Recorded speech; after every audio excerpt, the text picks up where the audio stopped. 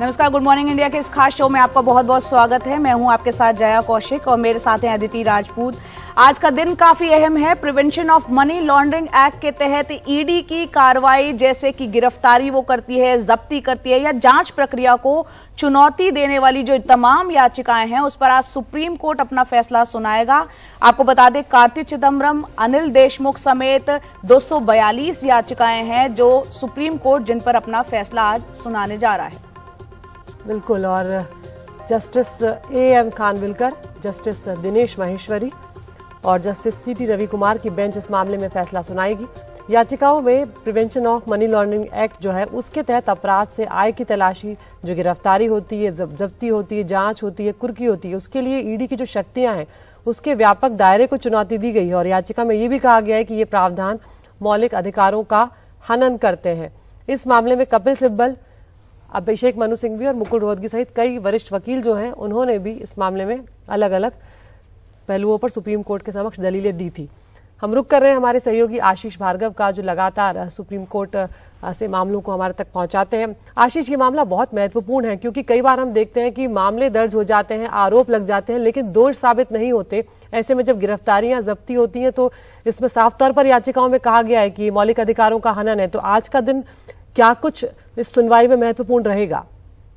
जी देखिए, सबसे पहली बात अदिति, ये आज की जो फैसला आएगा सुबह 10:30 बजे, वो ये तय करेगा कि जितने मनी लॉन्ड्रिंग के केस, ईडी के केस चल रहे हैं, सब हम जानते हैं हाई प्रोफाइल केस हैं, चाहे वो सत्येंद्र जैन का केस हो, चाहे अनिल देशमुख का केस हो, चाहे कार्ति चिदम्बरम का केस हो, और बहुत सारे केस हैं। वो तमाम केस जो हैं वो हाई प्रोफाइल हैं और सबने चुनौती दी है इसके प्रावधानों को। उनका ये कहना है कि सीआरपीसी जो है, यानी क्रिमिनल प्रोसीजर कोड, एक आरोपी को तमाम मौके देता है, लेकिन पीएमएलए जो है वो कोई मौके नहीं देता है। आपकी गिरफ्तारी हो जाएगी, ईसीआईआर यानी एक एफआईआर की तरह जो ईसीआईआर होती है वो आपको नहीं मिलेगी ताकि आप अपना डिफेंस तैयार करा पाओ। जो प्रक्रिया है वो पूरी तरह ईडी को शक्ति देती है, बेलगाम शक्तियां ईडी को देती हैं। मजिस्ट्रेट के पास सुनवाई नहीं होगी, स्पेशल कोर्ट सुनवाई करेगी। जल्दी से जमानत नहीं मिलेगी, क्वीन जो कंडीशंस हैं, दोहरी कंडीशंस, वो पूरी करनी पड़ेंगी। इसके अलावा जो आरोपी बयान देगा एजेंसी के सामने, वो कोर्ट में, ट्रायल कोर्ट में बतौर सबूत पेश होगा, उसे एक सबूत माना जाएगा। ये तमाम चीजें हैं जिनको चैलेंज किया है और कहा है कि ये मनमानी ये है और मनी बिल के तौर पर पीएमएलए को में संशोधन किया गया है 2019 में। इस तमाम चीजों को चुनौती दी गई थी। केंद्र सरकार बचाव कर रही है। केंद्र सरकार कह रही है कि 18,000 करोड़ रुपए नीरव मोदी, मेहुल चोकसी और विजय माल्या से पीएमएलए के माध्यम से लाए गए हैं और अभी करीब 68,000 करोड़ रुपए का जो मामले हैं वो पेंडिंग पड़े हुए हैं सुप्रीम कोर्ट में। बिल्कुल आशीष, 10:30 बजे ये फैसला आएगा, काफी अहम है क्योंकि विपक्ष लगातार आरोप लगाता है, जो केंद्रीय एजेंसियां उनका बेजा इस्तेमाल विपक्ष के खिलाफ करने का, ये आरोप विपक्ष की तरफ से लगता रहा है। आपसे समझना चाह रहे हैं, सुप्रीम कोर्ट जो आज फैसला सुनाएगा एक नजीर साबित होगा, कहीं ना कहीं ईडी की शक्तियों का पुनरीक्षण भी कह सकते हैं उसको? जी बिल्कुल, यहाँ पर बहुत सारी चीजें हैं। ये भी चुनौती दी गई है कि ईडी पुलिस, ईडी के जो अफसर हैं पुलिस अधिकारी, उनको माना या नहीं माना जाए। पहले एनडीपीएस में भी हमने ये देखा था, तो सुप्रीम कोर्ट ने बड़ी राहत दी थी और कहा था कि जो एनडीपीएस के केसेस में एक एनडीपीएस के बयान, अफसर के सामने बयान देना ही सबूत माना जाता था, उसको क्वेश कर दिया था, उसको रद्द कर दिया था उस शक्ति को। तो अब ये देखना होगा क्योंकि ईडी की जो शक्तियां हैं वो बेहिसाब शक्तियां हैं, इसमें कोई दो राय नहीं है। वो किसी को भी पकड़ सकती है, बुला सकती है, पूछताछ के लिए गिरफ्तार कर सकती है और बहुत सारी शक्तियां उनको दी हैं। आर्थिक अपराध के नाम पर और मनी लॉन्ड्रिंग के नाम पर बहुत सारी शक्तियां हैं उसके पास, जिसका वो इस्तेमाल करती है। अब जैसे हम देख भी रहे हैं जिस तरीके से ईडी का काम हो रहा है। लेकिन याचिकाकर्ता कह रहे हैं कि इतने सालों में 2011 के बाद सिर्फ 9 लोगों को सजा दिला पाई है ईडी पीएमएलए के केस में, तो ये कहीं ना कहीं शक पैदा करता है। लेकिन केंद्र सरकार कह रही है कि 2011 से अभी तक सिर्फ 313 मामले उन्होंने दर्ज किए थे, क्योंकि बहुत संगीन ये मामले हैं और ऐसे मामलों में बहुत फूक कर कदम रखा जाता है, प्रॉपर्टी आप अटैच करते हैं। और एक प्रावधान ये भी है कि जब तक आप निर्दोष साबित नहीं होंगे ट्रायल कोर्ट से, तब तक आपकी प्रॉपर्टी जो अटैच हो गई है शुरुआत में, वो प्रॉपर्टी भी आपको नहीं मिलेगी। तो यहाँ पर याचिकाकर्ता कह रहे हैं कि सीआरपीसी के प्रावधान भी लागू होने चाहिए, जो आरोपी को कानून के तहत बहुत सारे मौके देते हैं। यहाँ पर सीआरपीसी में एजेंसी के ऊपर होता है पूरा बोझ, तो वो ये साबित करे कि इसने अपराध किया या नहीं किया। लेकिन जो पीएमएलए है उसमें आरोपी स्टेट के ऊपर ये बोझ होता है कि वो साबित करे कि आरोपी ने ही अपराध किया, लेकिन पीएमएलए में उल्टा है, यहाँ पर आरोपी को साबित करना होता है कि उसने अपराध नहीं किया है। तो बहुत सारी चीजें हैं, बहुत सारे प्रावधान हैं, बेलगाम शक्तियों की बात ईडी की है, लेकिन केंद्र सरकार इसका बचाव कर रही है। खास बात बिल्कुल देखते हैं आशीष यहाँ पर कि क्या कुछ आज निकल कर आता है। बहुत महत्वपूर्ण आपने जानकारियां दी है यहाँ पर। शुक्रिया आशीष इस तमाम जानकारी के लिए।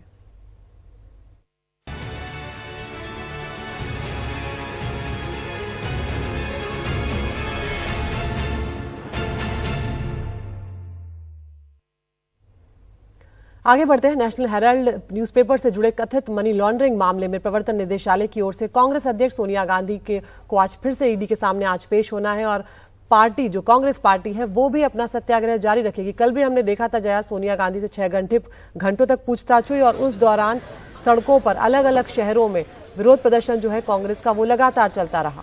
बिल्कुल, और हमने ये देखा था 21 जुलाई को पूछताछ हुई थी 2.5 घंटे तक सोनिया गांधी से, कल 6 घंटे हुई और आज एक बार फिर ईडी के सामने उनको पेश होना होगा। और आपको ये भी बता दें कि जो लगातार सोनिया गांधी से जो पूछताछ हुआ है उस दौरान सड़कों पर कांग्रेस के कार्यकर्ता, सांसद, नेता नजर आए, सत्याग्रह किया और कल विजय चौक से भी तस्वीर सामने आई। वहां पर प्रदर्शन कर रहे राहुल गांधी को पुलिस ने हिरासत में लिया और इसके अलावा 50 और कांग्रेस के सांसदों को कल हिरासत में ले लिया गया और सभी इन सांसदों को किंग्सवे कैंप थाने पर ले जाया गया और फिर बाद में उनको वहां से जाने दिया गया।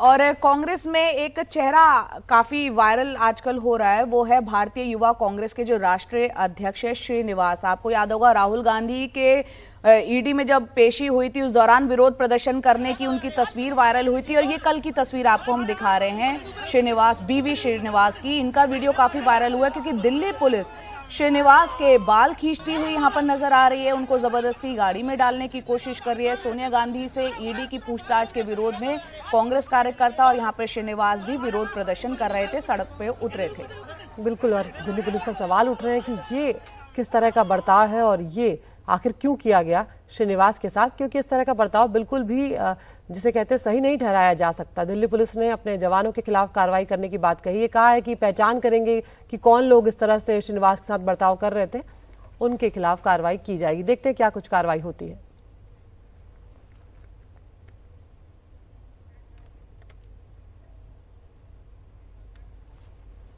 उधर सोमवार को लोकसभा के 4 सांसद निलंबित किए गए, जबकि राज्यसभा के जो 19 सांसद हैं उन्हें कल यानी मंगलवार को 1 हफ्ते के लिए निलंबित कर दिया गया है। लगातार हम देख रहे थे कि महंगाई, बेरोजगारी और कई तरह के मुद्दों पर विपक्षी सांसद जो है वो चर्चा की मांग कर रहे थे, लेकिन सरकार नहीं मान रही है।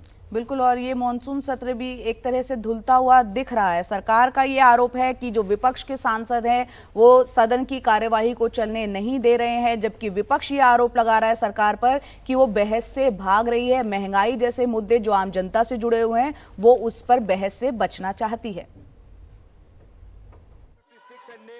मंगलवार को राज्यसभा में तख्तियां लहराई, सांसद सदन के वेल तक पहुंचे, हंगामा होता रहा, सदन स्थगित होता रहा और अंत में 19 सांसदों को 1 हफ्ते के लिए निलंबित कर दिया गया। मोहम्मद नदीमुल हक, मिस डोला सेन, श्रीमती शारदा छेत्री, श्री अबीर रंजन विश्वास, doctor Shantanu Sen, Shrimati Mausam Noor, miss Sushmita Dev, Shri Mohammad Abdullah, Kanimozhi NVN Somu, A Rahim, by showing utter disregard to the House and the authority of the chair, and having been named by the chair, resolved that the above mentioned members. जिन 19 सांसदों को निलंबित किया गया है उनमें से 7 तृणमूल कांग्रेस के, 6 DMK के, 3 TRS के और 3 लेफ्ट पार्टियों के हैं। निलंबित सांसदों का कहना है महंगाई जैसे मुद्दों पर सरकार उन्हें बोलने का अवसर नहीं दे रही है और चर्चा से बच रही है। महंगाई बढ़ रही है, इसके ऊपर हम सिर्फ डिस्कशन मांग रहे थे, पर सरकार ने शायद ठीक समझा कि हमारी आवाज़ लोगों के पास नहीं पहुंचे, इसलिए उन्होंने हम लोग को सस्पेंड किया है। देश का बर्निंग इश्यू है अभी महंगाई। आदमी भूखा मर रहा है, आदमी को खाने का चीज नहीं मिल रहा है, इन्फ्लेशन रेट इतना बढ़ गया, डॉलर का भाव कितना बढ़ गया, और ये सरकार महंगाई में चर्चा करने के लिए तैयार नहीं है। सोमवार को लोकसभा से कांग्रेस के भी 4 सांसद निलंबित कर दिए गए। विपक्ष का कहना है संसदीय इतिहास में ऐसा कभी नहीं हुआ। मैंने अपने 30 साल के कार्यकाल में कभी ऐसा नहीं देखा, नेवर। ऐसा कि हम सारा विपक्ष चर्चा के लिए तैयार, सरकार चर्चा के लिए तैयार नहीं, बहाना ढूंढती है कि वित्त मंत्री नहीं बीमार है। हम कहते हैं कोई मंत्री हो कराइए। सरकार बार बार कह रही कि विपक्ष जानबूझ के व्यवधान पैदा कर रहा है। नहीं, विपक्ष चाहता है कि सदन चले, विपक्ष चाहता है कि चर्चा हो, विपक्ष चाहता है कि लेजिस्लेटिव बिजनेस हो, गवर्नमेंट नहीं चाहती। इसको सांसदों का निलंबन मानता ही नहीं है, संसदीय लोकतंत्र का निलंबन। आप इन सारे मुद्दों पर चर्चा क्यों नहीं होने दे रहे हैं? प्राइस राइज में आपको बात करने की दिक्कत क्या है? ये सस्पेंशन ये एक और कदम है प्रजातंत्र को खत्म करने का, तानाशाही करने का। महंगाई पर लगातार मांग कर रहे हैं हम लोग कि खाने पीने चीजों के ऊपर आपने महंगाई बढ़ा दी, उस पर चर्चा नहीं हो रही है। 19 लोगों को सस्पेंड करना अपने आप में एक बहुत बड़ा कदम, अलोकतांत्रिक कदम और लोकतंत्र का गला घोटने का, सदन की मर्यादा को खत्म करने का ये कदम है। जबकि बीजेपी का कहना है कि सांसदों ने ऐसे हालात बना दिए थे कि उन्हें निलंबित करने के अलावा कोई चारा नहीं रह गया था। 7 दिन हो गया, बार बार चेतावनी दी जा रही है, बार बार आग्रह किया जा रहा है कि आप अपनी सीट पर जाकर बैठ जाइए, फिर भी नहीं बैठे तो कोई विकल्प नहीं था। जब मजबूरी में कोई हम थोड़ी चाहते हैं, तो मजबूरी में हम लोग को उनको निलंबित करना पड़ा है। लेकिन अगर वाकई में नियत संसद चलाने की हो, सभी पक्षों को टकराव से बचने की जरूरत है। निलंबन जैसी कार्रवाई से क्या सदन का माहौल बदल जाएगा? संसद का मौजूदा सत्र भी पक्ष और विपक्ष के टकराव की भेंट चढ़ता नजर आ रहा है।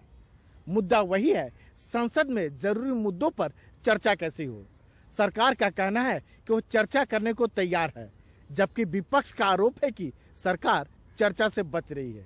जाहिर है जल्द ही इसका हल नहीं निकला तो कहीं ये सत्र भी पूरी तरह से बर्बाद न हो जाए। नई दिल्ली में कैमरामैन जेवियर थॉमस के साथ राजीव रंजन, एनडीटीवी इंडिया। और ब्रेक के बाद आपको दिखाएंगे यूपी में कहां आकाशीय बिजली गिरने से 7 लोगों की हुई मौत। मऊ सदर से पूर्व विधायक मुख्तार अंसारी की मुश्किलें बढ़ती जा रही हैं। मुख्तार अंसारी की पत्नी, बेटे और उनके जो पत्नी के भाई हैं, उनको पुलिस ने भगोड़ा घोषित कर दिया है। आपको बता दें यूपी में मऊ पुलिस ने एक वीडियो जारी किया जिसमें इन सभी को कोर्ट में पेश होने के लिए चेतावनी दी गई है। पूरा मामला दरअसल साल 2020 में मुख्तार अंसारी की पत्नी द्वारा फर्जी दस्तावेजों के माध्यम से सार्वजनिक संपत्ति पर अतिक्रमण का है। इसके अलावा मुख्तार अंसारी के जो बेटे हैं, जो वर्तमान में मऊ सदर से विधायक भी हैं, अब्बास अंसारी, उनके ऊपर भी ये आरोप है कि हथियार जो है उन्होंने हथियारों का लाइसेंस लिया है फर्जी दस्तावेजों के आधार पर, और जिसमें न्यायालय के बार बार नोटिस देने के बावजूद अब वो पहुंचे नहीं है, अवहेलना की है और उसके बाद उन्हें कोर्ट ने भगोड़ा घोषित कर दिया है। मुख्तार अंसारी के घर ढोल बजाकर और माइक पर पुलिस ने ये सूचना दी और कहा कि कोर्ट में पेश नहीं होने पर इनकी संपत्ति की कुर्की और जब्ती होगी।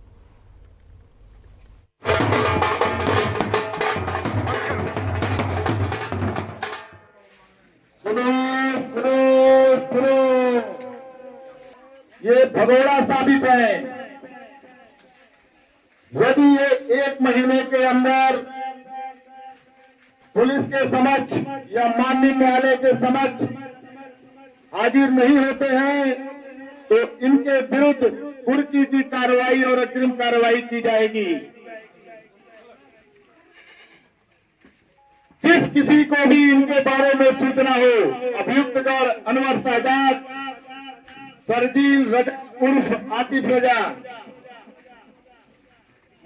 थाना मोहम्मदाबाद, गाजीपुर, दक्षिण टोला, थाना सराय लखन से मऊ को सूचित कर सकते हैं। इनका नाम गुप्त रखा जाएगा। ये भगोड़े साबित है। आगे बढ़ते हैं, बात करते हैं मध्य प्रदेश की राजधानी भोपाल की, जहां इंजीनियरिंग के एक छात्र की मौत की गुत्थी उलझ गई है। पुलिस अभी तक मिले सबूतों के आधार पर इसे खुदकुशी मान रही है। पोस्टमार्टम रिपोर्ट में भी छात्र की मौत की वजह ट्रेन से कटना है। वहीं पुलिस की इस जांच पर मृतक के पिता ने सवाल उठाए। उनका कहना है कि उनका बेटा खुदकुशी नहीं कर सकता, उसके मोबाइल से आए मैसेज ने मामले को और उलझा दिया है। हमारे सहयोगी अनुराग द्वारी की रिपोर्ट। एक निजी कॉलेज में इंजीनियरिंग के छात्र निशांक रविवार आखिरी बार भोपाल के ट्रैफिक सिग्नल में लगे कैमरे में दिखे।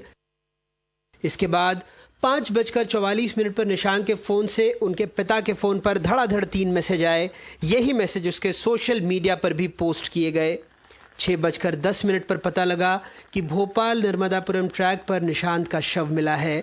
एम्स में किए गए शॉर्ट पोस्टमार्टम में भी मौत की वजह ट्रेन से कटना बताया गया है। मृतक के शव का पंचनामा करके आज पीएम के लिए एम्स भेजा गया। मृतक के परिजनों और दोस्तों को तलब कर उनसे पूछताछ की गई है। अभी तक की जो जांच है उसके आधार पर और परीक्षण करने की आवश्यकता है। संपूर्ण साक्ष्य एकत्रित करने के बाद ही किसी निर्णय की स्थिति में पहुंचा जा सकेगा। सूत्रों के मुताबिक पुलिस के पास इसे खुदकुशी मानने की कई वजहें हैं। पोस्टमार्टम रिपोर्ट में मौत की वजह ट्रेन से कटने की पुष्टि हुई।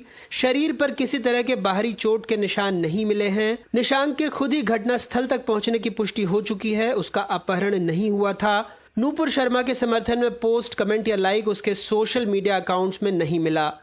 पिता भी किसी ऐसी पोस्ट से इनकार कर रहे हैं, लेकिन ये भी कह रहे हैं कि उनका बेटा खुदकुशी नहीं कर सकता। मेरे को विश्वास नहीं होता कि वो सुसाइड भी कर सकता है, लेकिन वो ऐसी पोस्ट मेरे को तो नहीं कर सकता। भाई राठौर साहब तो मेरे को संबोधित कर ही नहीं सकता। उसने ऐसी कोई पोस्ट नहीं की इंस्टाग्राम पे कभी, और वो इन गतिविधियों में था भी नहीं। बहरहाल पुलिस और पिता की थ्योरी को खंगालने सरकार ने SIT जांच का ऐलान कर दिया है। मैं लाइसेंस को निर्देश करने वाला हूँ कि इसमें SIT बनाए विस्तार से जांच। कमर के ऊपर कोई चोट का निशान नहीं है। जो कटिंग आई है वो रेल कटिंग का ही PM रिपोर्ट में भी आया है। PM रिपोर्ट पूरी विस्तार से अध्ययन कर ली है,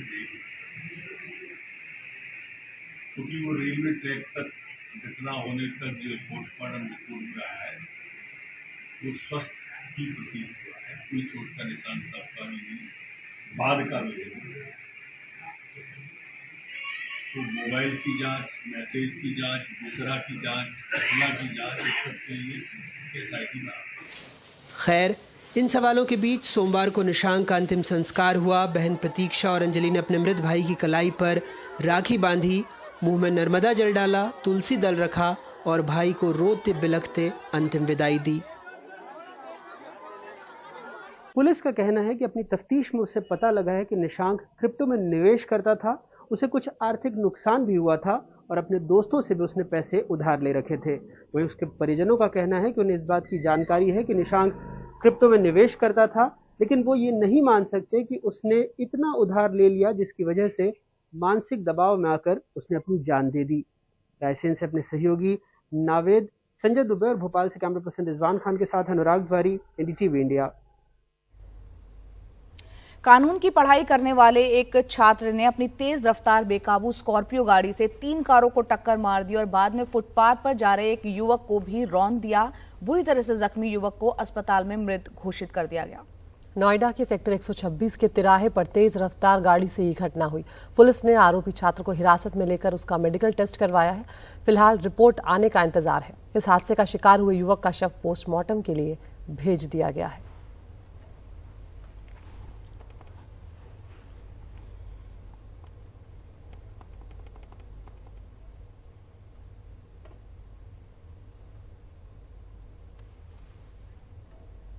उधर यूपी के कौशाम्बी जिले में आकाशीय बिजली की चपेट में आए 9 लोगों में से 7 लोगों की मौत हो गई है, जबकि 2 लोगों की हालत नाजुक बताई जा रही है। खेतों में बुआई कर रहे किसान अचानक आई बारिश और बादल गरजने से बचने के लिए सुरक्षित ठिकानों की ओर भागे, लेकिन कुछ लोग इस दौरान आकाशीय बिजली की चपेट में आ गए और 7 लोगों की मौत हो गई। ये सभी लोग जिले के अलग अलग इलाकों से हैं। चायल, सिराथू और मंझनपुर में हुए हादसे के बाद प्रशासन पीड़ितों की जानकारी लेकर उनके परिवारों को मदद पहुंचाने की कोशिश कर रहा है।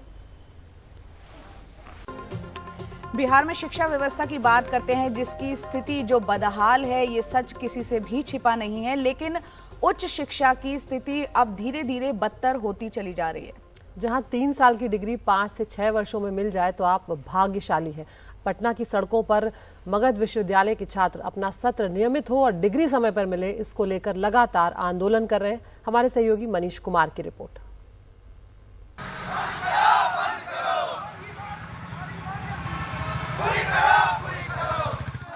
मेरा सेशन 2019 से 2022 है सर। हम लोग का अभी तक पार्ट 1 का डिग्री रिजल्ट नहीं आया है। हम लोग का एग्जाम जो 2021 अक्टूबर में हो गया था, आज 10 से 11 महीना होने वाला है, लेकिन अभी तक हम लोग का पार्ट 1 क्लियर नहीं हुआ, जबकि हम लोग का फाइनल 2022 में हो जाना चाहिए था। हम लोग का शोषण कब तक होगा? हम लोग का कोई सुनने वाला नहीं है। मगध विश्वविद्यालय के छात्रों के प्रदर्शन में शामिल प्रीतम कुमार बिहार के उन 1000 छात्रों में से एक हैं जिनका रोना है कि ना पढ़ाई नियमित होती है और ना परीक्षा, और 3 साल का सत्र अगर 5 से 6 वर्षों में खत्म हो जाए तो आप भाग्यशाली हैं। मेरा मांग ये है कि अभी तक 18-20 का सेशन का पीजी का नहीं कंप्लीट हुआ। जो सेमेस्टर 3 का एग्जाम हो चुका है, अभी तक उसका रिजल्ट भी नहीं आया और सेमेस्टर 4 के लिए हम लोग इंतजार कर रहे हैं। इससे मांग है कि जल्द से जल्द इसका कराया जाए निरादान। हम लोग की मांग है, जो हम लोग का सेशन इतना लेट चल रहा है, 3 साल सेशन लेट है। ग्रेजुएशन का जो होता है 17 to 20 सेशन हमारा है, 3 साल में अभी तक हम लोग का ग्रेजुएशन का डिग्री नहीं दिया गया है। ये क्या बना के रखे हैं? 6 साल में हम लोग को कौन सा डिग्री लेना है? 3 साल में हम लोग का ग्रेजुएशन का डिग्री पूरा करें, जिसमें 3rd ईयर का हम लोग 17 to 20 सेशन है। 3rd ईयर के एग्जाम हम दिए हुए थे दिसंबर में, 20 दिसंबर को 2020 दिसंबर में दिए थे, जिसमें 90% बच्चे को फाइल कर दिया गया है। क्यों फाइल किया गया? जब पूछा गया वहाँ पे कंट्रोलर से, तो उन्होंने कहा कि कंप्यूटर में गड़बड़ी था। उसका हम क्यों भुगते जब कंप्यूटर में गड़बड़ी था? तो ये छात्र जिस मगध विश्वविद्यालय से आते हैं वहाँ एक नियमित कुलपति तक नहीं है और पुराने कुलपति और कई दूसरे लोग भ्रष्टाचार के मामले में आरोपी हैं। लेकिन दिक्कत है कि राजभवन और नीतीश कुमार दोनों के बीच तालमेल ना होने से ना तो सत्र नियमित है और ना अधिकारियों का चयन हो पा रहा है। प्रोटेस्ट हम अपने रिजल्ट के लिए आए हैं। हमें हमारी जो लंबित रिजल्ट है वो जारी कर दिया जाए। जो मेरा 10 महीना पहले एग्जाम हुआ था, आज तक उसका रिजल्ट नहीं आया है। हमें अपना रिजल्ट चाहिए।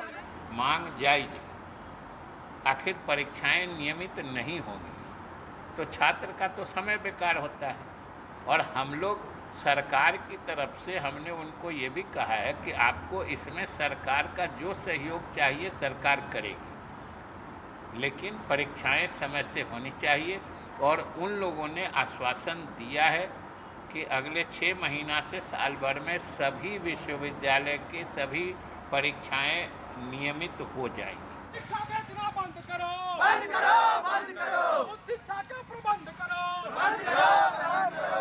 बिहार के कॉलेजों और विश्वविद्यालय में पढ़ने वाले छात्र अपनी परेशानी के कारण आज अगर सड़कों पर उतरकर आंदोलन करने के लिए मजबूर हैं तो उसके लिए जिम्मेवार 2 ही लोग हैं।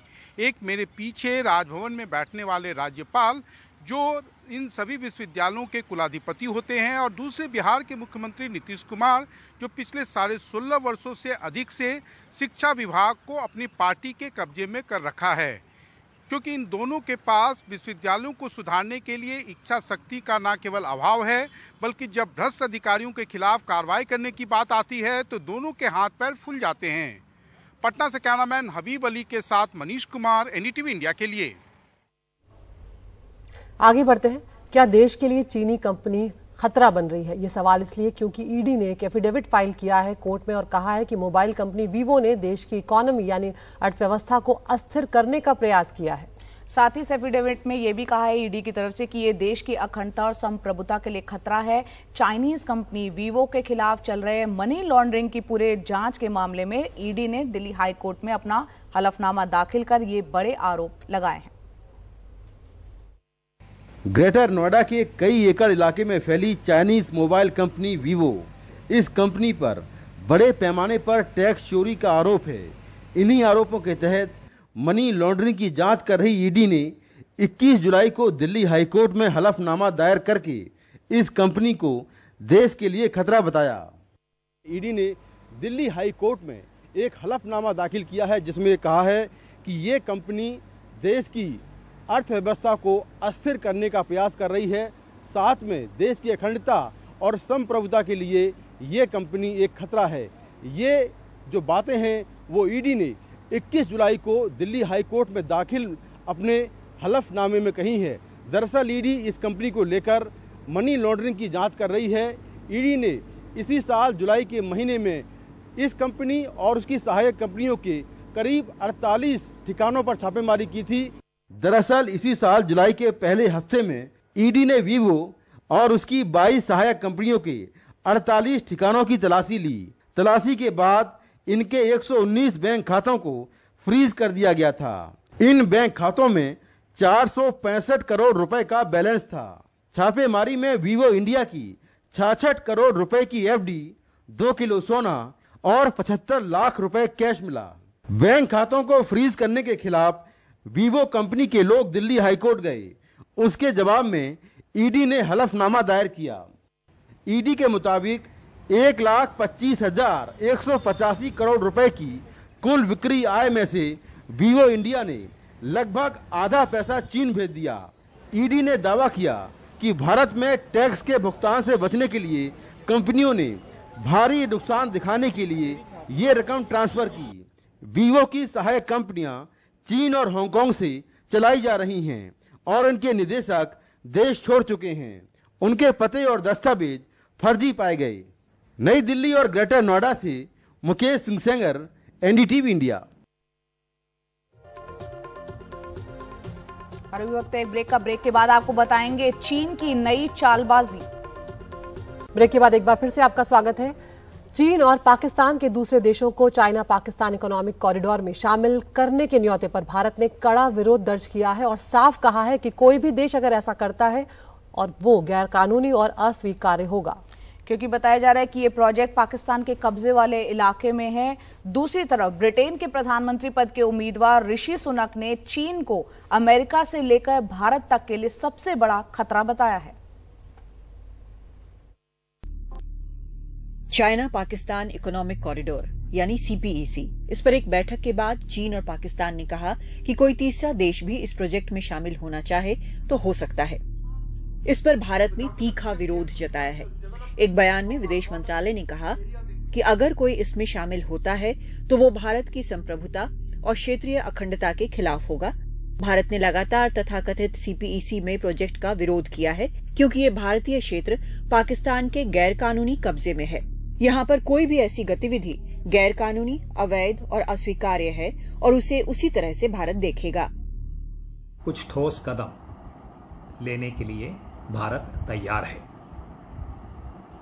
परंतु गलवान का जो तजुर्बा है और साथ साथ जो भारत चीन के बीच में जिस प्रकार से व्यापार बढ़ रहा है, मुझे लगता है कि जहां तक करनी और कथनी है, इसमें तालमेल लाना कठिन भी होगा, जटिल भी होगा।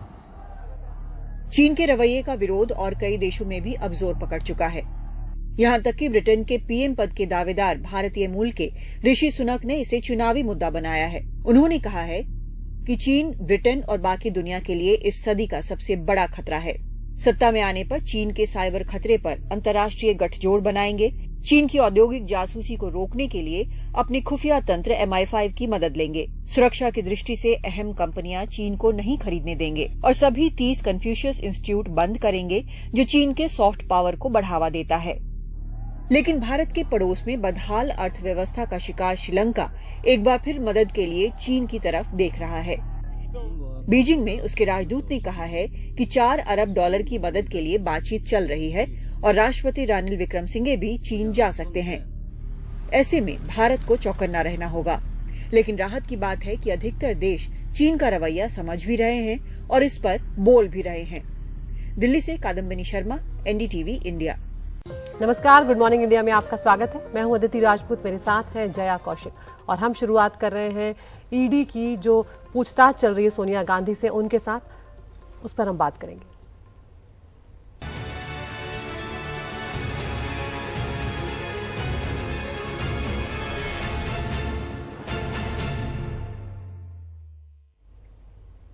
तो ईडी की एक लंबी चौड़ी लिस्ट है, सवालों की फहरिस्त, वो तैयार है। एक बार फिर सोनिया गांधी से आज पूछताछ होने जा रही है और उधर कांग्रेस के कार्यकर्ता भी जया तैयार हैं विरोध प्रदर्शन के लिए। बिल्कुल, कल भी हमने देखा किस तरह से सत्याग्रह किया, सड़कों पर उतरे कांग्रेस के नेता, कार्यकर्ता, सांसद, और आज एक बार फिर उसी सत्याग्रह को वो जारी रखेंगे। आपको ये कल की तस्वीरें हम दिखा रहे हैं। ईडी दफ्तर जब जा रही थी सोनिया गांधी, कड़े सुरक्षा के इंतजामात वहां पर किए गए थे और एक बार फिर आज पेशी होनी है, उन्हें ईडी दफ्तर जाना होगा। कल 6 घंटे पूछताछ हुई थी, इससे पहले 21 जुलाई को जब पूछताछ हुई थी 2.5 घंटे हुई थी। कांग्रेस के जो कार्यकर्ता हैं काफी खफा हैं और इसको प्रतिशोध की राजनीति बता रहे हैं। ईडी जिस तरीके से पूछताछ कर रही है उसको लेकर और प्रदर्शन कर रहे हैं। आज भी सुरक्षा के कड़े इंतजामात इसलिए किए गए हैं और कांग्रेस दफ्तर के बाहर बड़ी संख्या में सुरक्षा बल नजर आ रहे हैं। कल भी कांग्रेस के दफ्तर जो मुख्यालय है कांग्रेस का दिल्ली में, उसको छावनी में तब्दील कर दिया गया था। यहाँ तक कि जो मीडिया कर्मी थे उन्हें भी इजाजत नहीं दी जा रही थी ज्यादा वहां से मूव करने के लिए। और राहुल गांधी भी कल इस विरोध प्रदर्शन में शामिल हुए और कल उन्होंने एक तरह से हिरासत में भी उन्हें लिया गया। उन्हें कुछ देर तक किंग्सवे कैंप जो थाना है पुलिस लाइन वहां पर ले जाया गया और उनके अलावा कई और सांसद जो थे उनको भी हिरासत में लिया गया और कुछ घंटों के बाद उन्हें छोड़ दिया गया। सोनिया गांधी के साथ यहाँ पर पूछताछ के लिए आपको बता दें कि प्रियंका गांधी भी मौजूद थी। सोनिया गांधी का स्वास्थ्य जो है वो ठीक नहीं है, उसे देखते हुए ईडी ने एक व्यक्ति को उनके साथ दफ्तर में रहने की इजाजत दे दी है। तो आज फिर वही एक तरह से लगता है नजारा नजर आएगा जो कल नजर आया था। कांग्रेस के कार्यकर्ता, नेता, सांसद सभी इस विरोध प्रदर्शन में सड़कों पर उतरेंगे कि सोनिया गांधी से जो पूछताछ है उसे वो गलत ठहरा रहे हैं।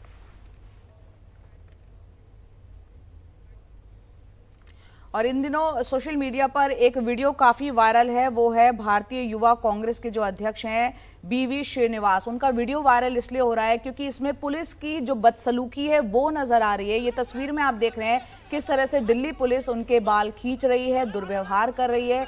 दरअसल सोनिया गांधी से ईडी जो पूछताछ कर रही है उसके विरोध में बीवी श्रीनिवास यहां पर पहुंचे थे, जबरन उनको गाड़ी में डाला गया, उनके बाल खींचे गए और अब पुलिस यहां पर अदिति कह रही है जो भी दोषी हैं पुलिसकर्मी जिन्होंने किया है उनकी पहचान की जाएगी। बिल्कुल, और दिल्ली पुलिस अक्सर अपने बर्ताव के लिए सवालों में रहती है, लेकिन ये बर्ताव जो है ये किसी भी तरह से सही नहीं ठहराया जा सकता। प्रदर्शनकारियों पर आप इस तरह से बदसलूकी नहीं कर सकते हैं। अब लेकिन पुलिस ने ये कहा है कि जिन लोगों ने ऐसा किया है, जिन अधिकारियों ने या पुलिस के जो जवान है उन्होंने ऐसा किया है, उनकी पहचान की जाएगी और उसके बाद उन पर कार्रवाई भी की जाएगी।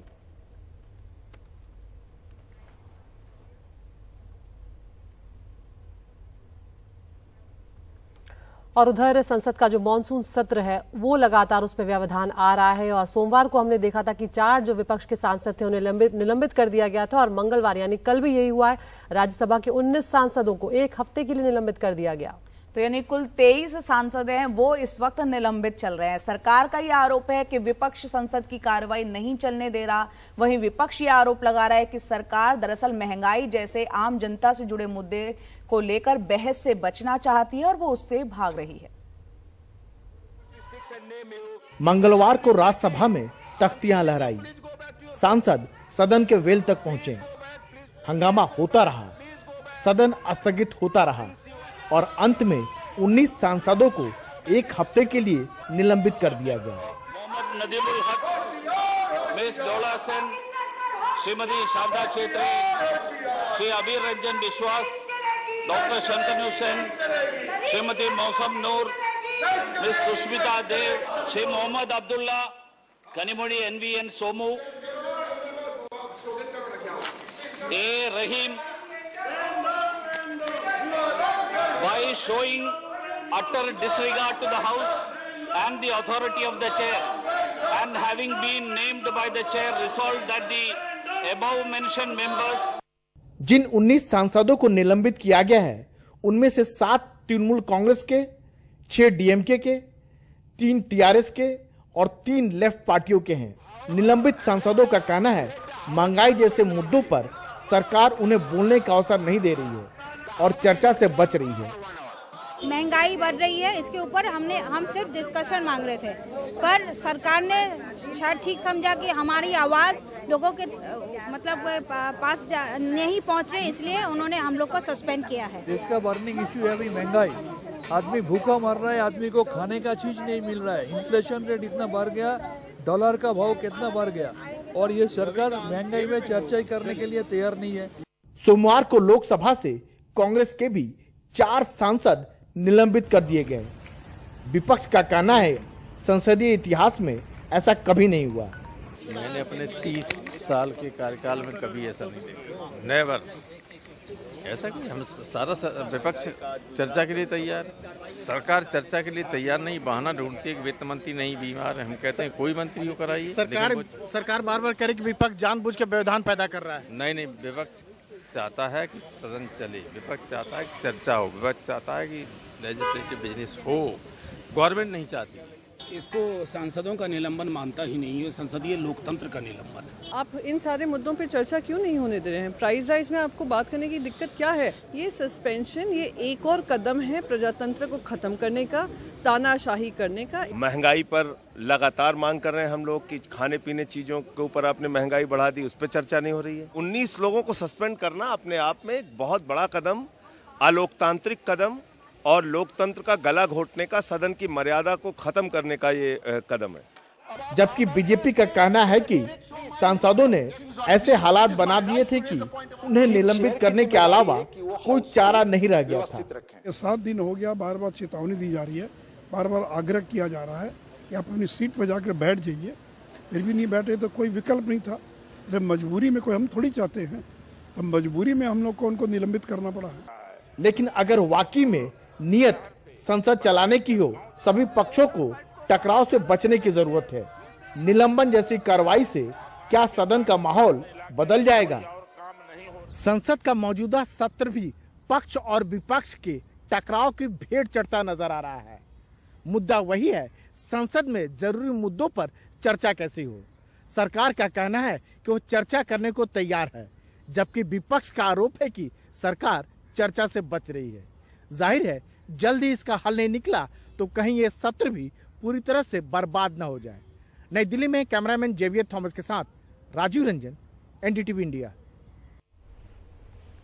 आगे बढ़ते हैं, बात करते हैं। आज का दिन काफी अहम है क्योंकि prevention of money laundering act के तहत ईडी की कार्रवाई, जैसे कि गिरफ्तारी जो करती है, वो जब्ती करती है और जांच प्रक्रिया को दरअसल चुनौती देने वाली जो तमाम याचिकाएं हैं उस पर सुप्रीम कोर्ट आज अपना फैसला सुनाएगा।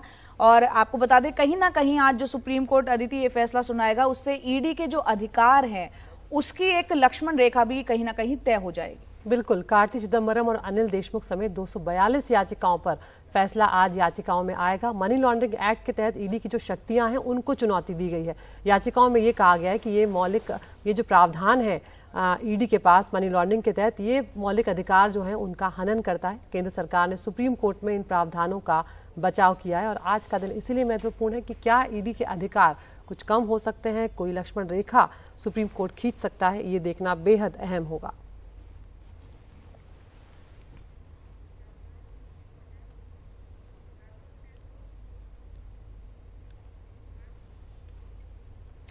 और अब बात करते हैं, क्या देश के लिए चीनी कंपनी बन रही है खतरा? ये सवाल दरअसल इसलिए उठ रहा है क्योंकि ईडी ने एक एफिडेविट फाइल किया है, उसे दाखिल किया है कोर्ट में, और ये कोर्ट में ईडी ने कहा है कि मोबाइल कंपनी वीवो देश की इकोनॉमी यानी उसकी अर्थव्यवस्था को अस्थिर करने की कोशिश कर रही है और ये देश की अखंडता और संप्रभुता के लिए खतरा है। ये जो हलफनामा दायर किया गया है इसमें यह भी कहा गया है कि चाइनीज कंपनी वीवो के खिलाफ चल रही मनी लॉन्ड्रिंग जांच के मामले में दिल्ली हाई कोर्ट में हलफनामा दायर करके ये बड़े आरोप ईडी ने लगाए हैं। ग्रेटर नोएडा के कई एकड़ इलाके में फैली चाइनीज मोबाइल कंपनी वीवो, इस कंपनी पर बड़े पैमाने पर टैक्स चोरी का आरोप है। इन्हीं आरोपों के तहत मनी लॉन्ड्रिंग की जांच कर रही ईडी ने 21 जुलाई को दिल्ली हाई कोर्ट में हलफनामा दायर करके इस कंपनी को देश के लिए खतरा बताया। ईडी ने दिल्ली हाई कोर्ट में एक हलफनामा दाखिल किया है जिसमें कहा है कि ये कंपनी देश की अर्थव्यवस्था को अस्थिर करने का प्रयास कर रही है, साथ में देश की अखंडता और संप्रभुता के लिए ये कंपनी एक खतरा है। ये जो बातें हैं वो ईडी ने 21 जुलाई को दिल्ली हाई कोर्ट में दाखिल अपने हलफनामे में कही है। दरअसल ईडी इस कंपनी को लेकर मनी लॉन्ड्रिंग की जांच कर रही है। ईडी ने इसी साल जुलाई के महीने में इस कंपनी और उसकी सहायक कंपनियों के करीब 48 ठिकानों पर छापेमारी की थी। दरअसल इसी साल जुलाई के पहले हफ्ते में ईडी ने वीवो और उसकी 22 सहायक कंपनियों के 48 ठिकानों की तलाशी ली। तलाशी के बाद इनके 119 बैंक खातों को फ्रीज कर दिया गया था। इन बैंक खातों में 465 करोड़ रुपए का बैलेंस था। छापेमारी में वीवो इंडिया की 66 करोड़ रुपए की एफडी, 2 किलो सोना और 75 लाख रुपए कैश मिला। बैंक खातों को फ्रीज करने के खिलाफ वीवो कंपनी के लोग दिल्ली हाईकोर्ट गए। उसके जवाब में ईडी ने हलफनामा दायर किया। ईडी के मुताबिक 1,25,185 करोड़ रुपए की कुल बिक्री आय में से वीवो इंडिया ने लगभग आधा पैसा चीन भेज दिया। ईडी ने दावा किया कि भारत में टैक्स के भुगतान से बचने के लिए कंपनियों ने भारी नुकसान दिखाने के लिए ये रकम ट्रांसफर की। वीवो की सहायक कंपनियां चीन और हांगकांग से चलाई जा रही हैं और उनके निदेशक देश छोड़ चुके हैं। उनके पते और दस्तावेज फर्जी पाए गए। नई दिल्ली और ग्रेटर नोएडा से मुकेश सिंह सेंगर, एनडीटीवी इंडिया।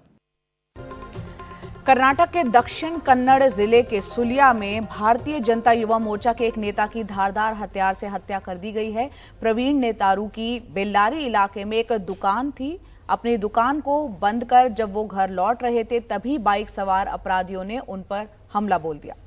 इधर हत्या के विरोध में बीजेपी कार्यकर्ताओं ने विरोध प्रदर्शन किया है। हालात को देखते हुए पुत्तूर इलाके में धारा 144 लागू कर दी गई है। हत्या के कारणों का अब तक पता नहीं चल सका है।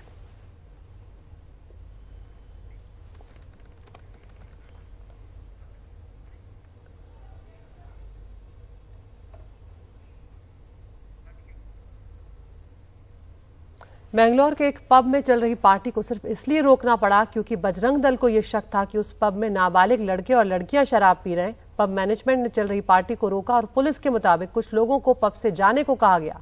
वहीं कुछ को रहने के लिए भी कह दिया गया, रहने दिया गया। और सवाल ये उठता है कि कुछ लड़के और लड़कियों को किस बुनियाद पर पब से जाने को कहा गया और अगर वो नाबालिग थे तो पब के खिलाफ पुलिस ने कार्रवाई क्यों नहीं की। मैंगलोर के एक पब का दृश्य। बजरंग दल के कार्यकर्ता इसके बाहर जमा हुए। बाउंसर को कहा गया कि पता करो कि पब के अंदर नाबालिग शराब तो नहीं पी रहे। बाउंसर ने मैनेजर को बताया और पुलिस के मुताबिक कुछ लड़के लड़कियों को पब से निकल जाने कहा गया। What was told to the bouncer and bouncer in turn has spoken to manager and he has verified. Manager ने कुछ लड़के लड़कियों को पब से बाहर भेज दिया और कुछ को मदिरा पान करने और खाने के लिए अंदर ही रहने दिया। Allowing some people to continue their dinner and consumption of alcohol. अब सवाल ये उठता है कि किस कानून के तहत कुछ लोगों को बाहर निकाला गया। क्या प्रबंधन ने जिन लड़के लड़कियों को पब से निकाला वो नाबालिग थे? अगर ऐसा था तो मामला पब के खिलाफ भी बनता है कि नाबालिगों को शराब कैसे बेचेंगे। सवाल यह भी है कि शक होने की सूरत में पुलिस को सूचना देने की जगह बजरंग दल के कार्यकर्ता खुद पब जाकर क्यों धमकाने लगे। ನಿನ್ನೆಯ ಏನು ದಾಳಿ ಎಂದು ಮಾಧ್ಯಮದಲ್ಲಿ ಇವತ್ತು ಬಿತ್ತರಾಗ್ತಿದೆ। ನಿಜವಾಗಿ ಅಲ್ಲಿ ದಾಳಿ ನಡೆದಿಲ್ಲ। मीडिया में कहा जा रहा है कि हमने पब पर रेड की। हम वहाँ गए, ये सच है, लेकिन हमने कोई रेड नहीं की। आपने सुना ही होगा कि पिछले सप्ताह एक प्रतिष्ठित कॉलेज में सामूहिक चुंबन का मामला वायरल हुआ था। हमें इस बात की सूचना मिली कि यही स्टूडेंट्स फेयरवेल के नाम पर यहाँ पर मौज मस्ती करने गए हैं। इनमें से कुछ नाबालिग भी थे। मौज मस्ती ಮಾಡ್ತಿದ್ದಾರೆ ಎಂಬ ಮಾಹಿತಿ ಮೇರೆಗೆ ನಮ್ಮ ಕಾರ್ಯಕರ್ತರಲ್ಲಿ ಹೋದದ್ದು ನಿಜ। ಅಲ್ಲಿ ಹೋದ ನಂತರ दरअसल कुछ दिन पहले नाबालिग लड़के लड़कियों का एक अश्लील वीडियो वायरल हुआ था जिस पर एफआईआर भी दर्ज हुई। पब में पार्टी कर रहे छात्र छात्रा उसी कॉलेज के थे। मैंगलोर में ही एक पब के अंदर एक दक्षिणपंथी हिंदू संगठन के कार्यकर्ताओं ने युवा लड़के लड़कियों को दौड़ा दौड़ा कर पीटा था। तकरीबन 12 साल पहले एक बार फिर पब के बाहर जमावड़ा हुआ। ऐसे में पब प्रबंधन के साथ साथ पुलिस मामले की लीपापोती में जुट गई है। बेंगलुरु से कैमरामैन गोविंद मूर्ति के साथ निहाल खुदवई, एनडीटीवी इंडिया। और अब खबर मध्य प्रदेश की, जहां राजधानी भोपाल में इंजीनियरिंग के एक छात्र की मौत की जो गुत्थी है वो काफी ज्यादा उलझ गई है। पुलिस अभी तक मिले सबूतों के आधार पर इसे खुदकुशी का मामला बता रही है। पोस्टमार्टम में भी छात्र की मौत की वजह जो है ट्रेन से कटने को बताया जा रहा है। वहीं मृतक छात्र जो है उसके पिता का कहना है कि इनका बेटा खुदकुशी नहीं कर सकता। उनके मोबाइल से जो मैसेज, उसके जो मोबाइल से मैसेज आया है उसमें मामले को और ज्यादा उलझा दिया है। हमारे सहयोगी अनुराग द्वारी की रिपोर्ट आपको दिखाते हैं। एक निजी कॉलेज में इंजीनियरिंग के छात्र निशांक रविवार आखिरी बार भोपाल के ट्रैफिक सिग्नल में लगे कैमरे में दिखे। इसके बाद 5:44 पर निशांक के फोन से उनके पिता के फोन पर धड़ाधड़ 3 मैसेज आए। यही मैसेज उसके सोशल मीडिया पर भी पोस्ट किए गए। 6:10 पर पता लगा कि भोपाल नर्मदापुरम ट्रैक पर निशांत का शव मिला है। एम्स में किए गए शॉर्ट पोस्टमार्टम में भी मौत की वजह ट्रेन से कटना बताया गया है। मृतक के शव का पंचनामा करके आज पीएम के लिए एम्स भेजा गया। मृतक के परिजनों और दोस्तों को तलब कर उनसे पूछताछ की गई है। अभी तक की जो जांच है उसके आधार पर और परीक्षण करने की आवश्यकता है। संपूर्ण साक्ष्य एकत्रित करने के बाद ही किसी निर्णायक स्थिति में पहुंचा जा सकेगा। सूत्रों के मुताबिक पुलिस के पास इसे खुदकुशी मानने की कई वजहें हैं। पोस्टमार्टम रिपोर्ट में मौत की वजह ट्रेन से कटने की पुष्टि हुई। शरीर पर किसी तरह के बाहरी चोट के निशान नहीं मिले हैं। निशांक के खुद ही घटना स्थल तक पहुंचने की पुष्टि हो चुकी है। उसका अपहरण नहीं हुआ था। नूपुर शर्मा के समर्थन में पोस्ट, कमेंट या लाइक उसके सोशल मीडिया अकाउंट्स में नहीं मिला। पिता भी किसी ऐसी पोस्ट से इनकार कर रहे हैं, लेकिन ये भी कह रहे हैं कि उनका बेटा खुदकुशी नहीं कर सकता। मेरे को विश्वास नहीं होता कि वो सुसाइड भी कर सकता है, लेकिन वो ऐसी पोस्ट मेरे को तो नहीं कर सकता। भाई राठौर साहब तो मेरे को संबोधित कर ही नहीं सकता। उसने ऐसी कोई पोस्ट नहीं की इंस्टाग्राम पे कभी, और वो इन गतिविधियों में था भी नहीं। बहरहाल पुलिस और पिता की थ्योरी को खंगालने सरकार ने SIT जांच का ऐलान कर दिया है। मैं लाइसेंस को निर्देश करने वाला हूँ कि इसमें SIT बनाए जिनसे विस्तार से जांच। कमर के ऊपर कोई चोट का निशान नहीं है। जो कटिंग आई है वो रेल कटिंग का ही PM रिपोर्ट में भी आया है। PM रिपोर्ट पूरी विस्तार से अध्ययन कर ली है, क्योंकि वो रेलवे ट्रैक तक घटना होने तक जो पोस्टमार्टम रिपोर्ट में आया है वो स्वस्थ ही प्रतीत हुआ है। कोई चोट का निशान तब का भी नहीं, बाद का भी नहीं। तो मोबाइल की जांच, मैसेज की जांच, दूसरा की जांच, घटना की जांच, इस सब के लिए SIT में। खैर, इन सवालों के बीच सोमवार को निशांक का अंतिम संस्कार हुआ। बहन प्रतीक्षा और अंजलि ने अपने मृत भाई की कलाई पर राखी बांधी, मुंह में नर्मदा जल डाला, तुलसी दल रखा और भाई को रोते बिलखते अंतिम विदाई दी। पुलिस का कहना है कि अपनी तफ्तीश में उससे पता लगा है कि निशांक क्रिप्टो में निवेश करता था। उसे कुछ आर्थिक नुकसान भी हुआ था और अपने दोस्तों से भी उसने पैसे उधार ले रखे थे। वहीं उसके परिजनों का कहना है कि उन्हें इस बात की जानकारी है कि निशांक क्रिप्टो में निवेश करता था, लेकिन वो ये नहीं मान सकते कि उसने इतना उधार ले लिया जिसकी वजह से मानसिक दबाव में आकर उसने अपनी जान दे दी। रायसेन से अपने सहयोगी नावेद, संजय दुबे और भोपाल से कैमरा पर्सन रिजवान खान के साथ अनुराग द्वारी, NDTV इंडिया। और एक ब्रेक के लिए रुक रहे हैं। ब्रेक के बाद रेवड़ी कल्चर पर खास बातचीत।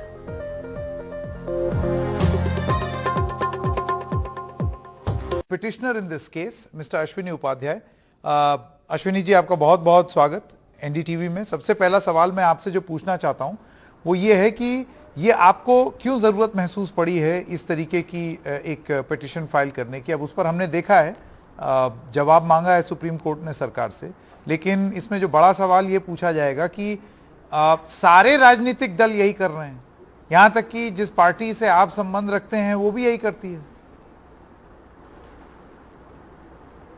देखिए, पहली बात तो आपने बिल्कुल ठीक कहा, सारे राजनीतिक दल ये काम करते हैं। जिस पार्टी से मैं संबंध रखता हूं वो भी ये पार्टी करती है, लेकिन एक हमारी पार्टी में इतनी लिबर्टी है कि पार्टी का कार्यकर्ता बाकायदा सुप्रीम कोर्ट PIL फाइल कर सकता है। किसी और पॉलिटिकल पार्टी के कार्यकर्ता ने PIL फाइल नहीं किया, तो इसका मतलब हमारी पार्टी में बहुत डेमोक्रेसी है, इतनी लिबर्टी है। ये भी तो माना जा सकता है कि आपने मोदी जी से क्यों ले लिया।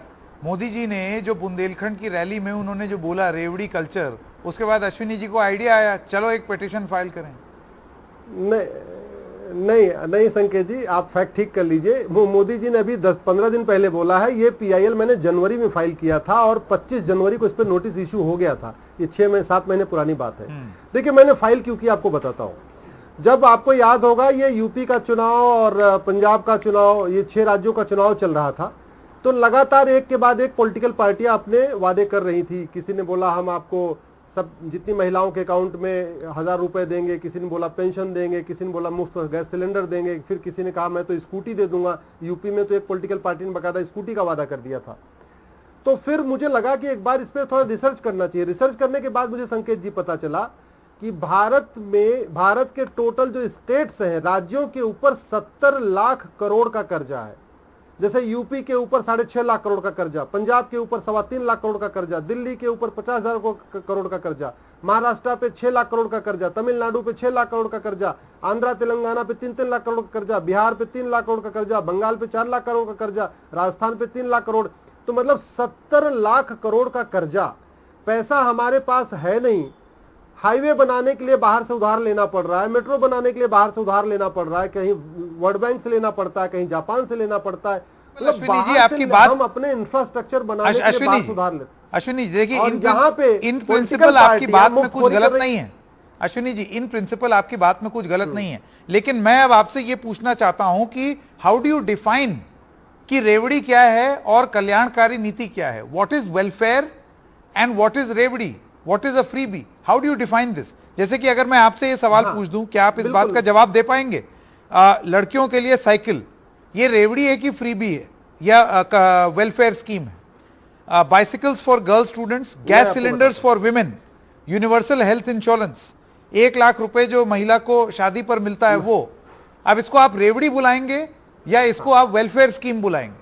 और इन दोनों में फर्क क्या है फिर? ये कौन तय करेगा? हाँ, फर्क ये है, फर्क आपको बता रहा हूं। देखिए, इस देश में कोई पॉलिटिकल पार्टी अपने घर से पैसा लगाती नहीं, कोई नेता अपने घर से लगाता नहीं। अल्टीमेटली पैसा किसका है? पब्लिक का, टैक्स पेयर का।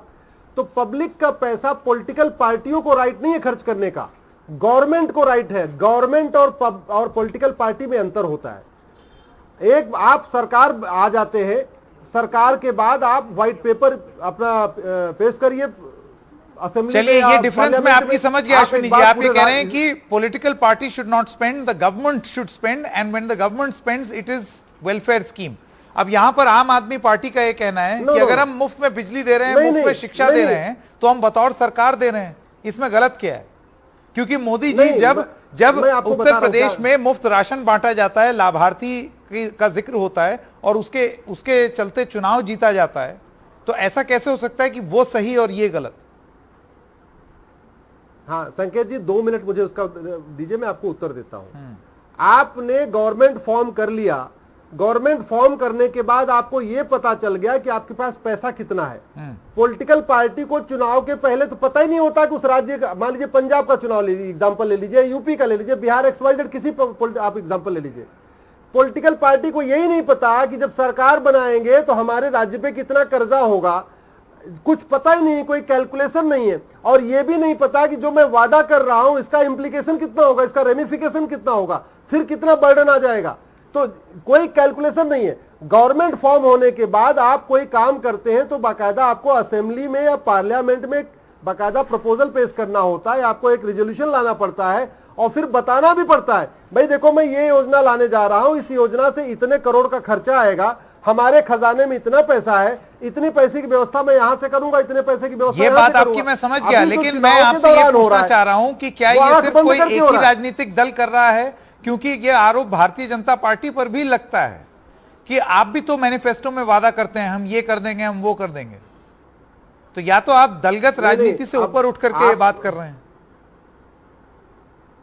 मैं तो जितनी PIL फाइल करता हूं दलगत राजनीति से ऊपर उठ के करता हूं। NDTV को अगर मुझे वो दल में दिखाई पड़ रहा हूं तो मैं क्या करूं, अदरवाइज तो मैं दल से ऊपर ही उठ के करता हूं। मेरी एक भी PIL, संकेत जी आप मेरी PIL मैं आपको भेज दूंगा, करीब 125 PIL है, पढ़ के बताना जरा कि कौन सी ऐसी PIL है जो किसी पार्टी के कहने पे, नेता के कहने पे हुई है। मैं तो हमेशा सारे काम दल से ऊपर करता हूं और कभी मैं पार्टी को देखता नहीं हूं। मुझे आप एक सवाल मेरा ये अश्विनी जी, मेरा सवाल आपसे ये है, आप ये बताइए कि रेवेन्यू जनरेशन पर ज्यादा फोकस ना रख के और अगर कल्याणकारी नीतियों को रेवड़ी बोल करके उस पर अंकुश लगाने की अगर बात की जाए तो आपको लगता है कि वो एक सही दृष्टिकोण रहेगा?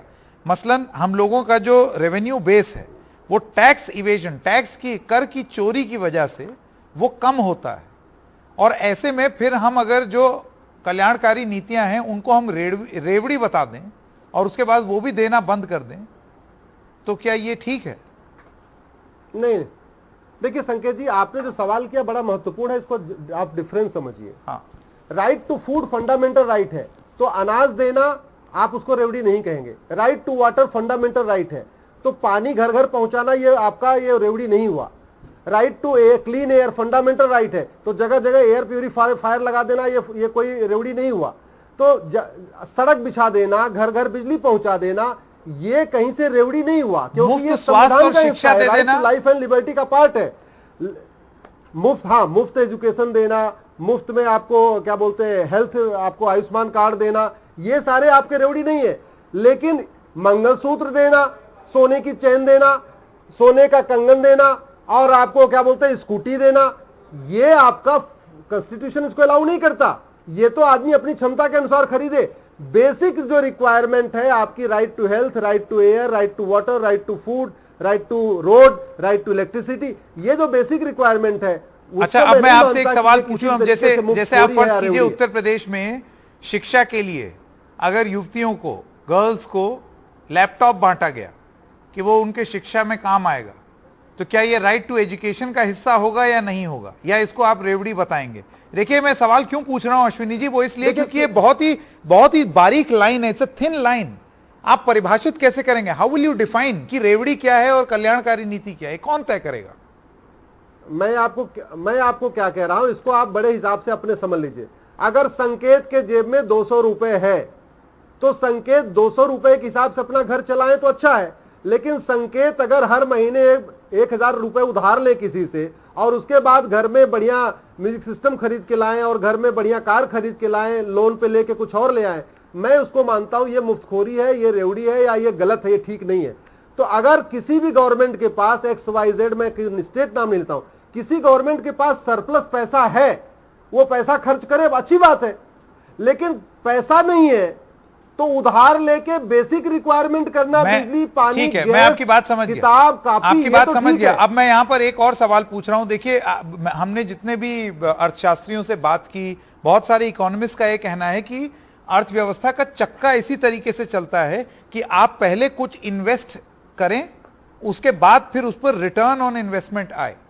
तो अगर आप एजुकेशन पर खर्चा करेंगे, उसको अगर आप फ्री समझें या रेवड़ी समझें, कुछ भी, लेकिन उसके बाद जो उसका रिजल्ट आएगा सोसाइटी से, सरकारी खजाने पर, वो बढ़ेगा और धीरे धीरे पैसा मल्टीप्लाई होता है। ऐसे ही इकोनॉमी चलती है। तो क्या ये तर्क लागू नहीं होता है? देखिए, ये तर्क लोग लंका में खूब दे रहे थे और लंका बर्बाद हो गया। ऐसे ही जो तथाकथित बुद्धिजीवी ये जो एग्जाम्पल दे रहे हैं ना, इन्हीं बुद्धिजीवियों के चक्कर में लंका बर्बाद हो गया। ऐसे बुद्धिजीवियों के चक्कर में पाकिस्तान बर्बाद हो गया। ऐसे बुद्धिजीवियों के चक्कर में अफगानिस्तान बर्बाद हुआ। वहां पे आज क्या है? भूखमरी है। लोग अफगानिस्तान में तो भोजन के लिए किडनी बेच रहे हैं, ये स्थिति आ चुकी है। कोई 1 रुपया देने के लिए तैयार नहीं है। लंका में क्या हो रहा है आप देख रहे हैं। मैं फिर से कह रहा हूं, जितनी अपनी चादर हो उतना पैर फैलाइए। चादर आपके पास है नहीं, अब आप कह रहे हैं मैं तो पैर फैलाऊंगा, हाथ भी फैलाऊंगा, ये भी करूंगा, ये भी करूंगा। अरे भैया, आपके पास अगर चारपाई नहीं है तो एक ही चारपाई पे 2 लोग सो लीजिए। आपके पास अगर अच्छा है इंफ्रास्ट्रक्चर, आपके पास पैसे हैं, तो आप डबल बेड खरीदिए, उस पर एक आदमी सोइए, कोई दिक्कत नहीं। लेकिन ये तो बताइए, ये 70 लाख करोड़, आज 70 लाख करोड़ का कर्जा राज्यों के ऊपर, कल ये 75 लाख करोड़ होगा, कल को 80 लाख करोड़ होगा। ये कर्जा कर्जा उतरेगा कहां से? कौन आके देगा? ऊपर से कौन आके देने वाला? तो आपको लगता है इसमें एक होलिस्टिक नीति होनी चाहिए? एक आखिरी सवाल मेरा, ये एक बहुत ही गहन चिंतन का विषय होना चाहिए कि या तो बहुत ज्यादा आप फ्रीबी भी मत बांटिए, अपनी स्थिति देख करके करिए, और दूसरी चीज, think of different ways of increasing revenue, और आप रेवेन्यू जनरेशन पर ध्यान दें। बिल्कुल। और अगर वो नहीं करेंगे तो एक तरफ आप भले ही बंद कर दें, आपके पास फिर भी पैसा नहीं रहेगा, क्योंकि आप पैसा बढ़ा नहीं रहे हैं।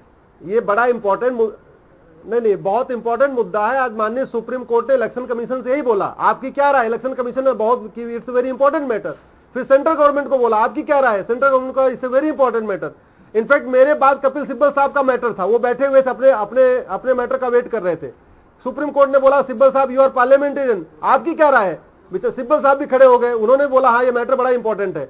तो जिससे आप बात करिए सब कहते हैं ये मैटर बहुत इंपॉर्टेंट है, कर्जा बढ़ रहा है, मुफ्तखोरी बढ़ रही है, मुफ्तखोरी और रेवड़ी के चक्कर में कर्जा और बढ़ता जा रहा है, तो इंपॉर्टेंट मैटर है। लेकिन मेरा ये मानना है जब तक क्लियर कट गाइडलाइन नहीं बनेगी, पॉलिसी नहीं बनेगी और कठोर कानून नहीं बनेगा, जब तक चुनाव लड़ने पे बैन नहीं होगा, पॉलिटिकल पार्टियों का रजिस्ट्रेशन रद्द करने के लिए कानून नहीं बनेगा, कोई पॉलिटिकल पार्टी नैतिकता के आधार पे रेवड़ी बांटना बंद नहीं करेगी। बिल्कुल, आप इंक्लूडिंग स्टेट्स में आप क्या करने जा रहे हैं, गवर्नमेंट फॉर्म कर लीजिए, जो उसके बाद आप करना है। चुनाव के पहले ये तो घूस देना हो गया भैया, ब्राइबरी ये तो ब्राइबरी है, ये तो करप्शन है, ये तो मिसकंडक्ट है। इलेक्शन के पहले आप कह रहे हैं मुझे वोट दे दो, मैं आपको मंगलसूत्र दे रहा हूं, आप मुझे वोट दे दो, मैं आपको स्कूटी दूंगा। ये तो फिर फ्री एंड फेयर इलेक्शन का मतलब कहां रह गया? ओके, चलिए अश्विनी उपाध्याय, बहुत बहुत धन्यवाद आपका हमारे साथ जुड़ने के लिए। पिछले 2 घंटे में हमने आपको तमाम खबरें दिखाई हैं और अब वक्त है आप उसमें से किसी एक खबर को चुनें जिसे आप विस्तार से देखना चाहते हैं। तो टॉप 5 में पहली खबर है, ईडी के अधिकारों पर आज सुप्रीम कोर्ट का अहम फैसला आ सकता है। क्या कुछ अधिकार कम होंगे या नहीं, ये इस पर नजर बनी रहेगी। दूसरी खबर, मनी लॉन्ड्रिंग केस में सोनिया गांधी की आज फिर से पेशी होने जा रही है ईडी के सामने और कांग्रेस सत्याग्रह के लिए एक बार फिर से सड़कों पर उतरेगी।